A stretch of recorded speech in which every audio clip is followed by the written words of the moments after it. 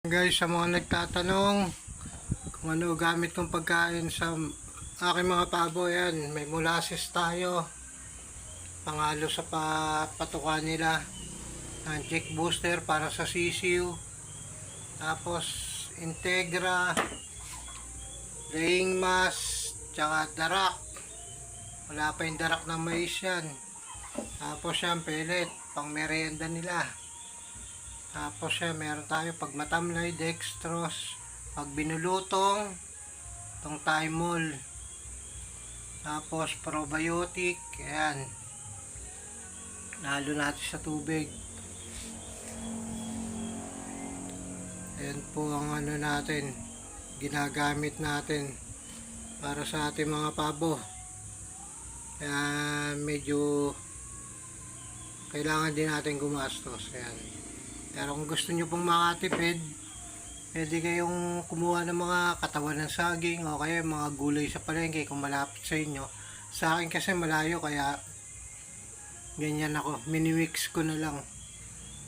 Tsaka alam nyo naman, stroke ako, kaya hindi ko kayang yung ginagawa ng iba na gagamit ng mga dahon-dahon kukuha.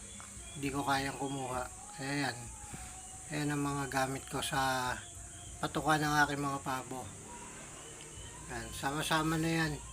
Sa mga sisiyo na medyo malaki, yan na rin. Mix ng ano. Yan, laying mass, tapos integra, tsaka yung darak. Darak ng palay. Tapos yung darak ng mais, naubusan tayo. Kaya hindi ko mapakita. Tapos yung molasses, panghalo. Yan po mga gamit natin. Pagkas kumain, yan. Pagtanghali, yan, binibigyan natin ng pellet. Sinasaboy lang natin. Para meron silang merienda. Yan. Kasi may oras ang kain nila.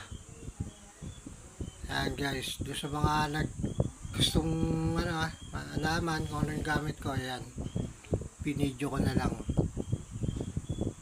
Ayan, para sa pabo natin lang yan. Ayan, hanggang sa muli po. Salamat po sa mga suporta sa aking channel. Salamat po.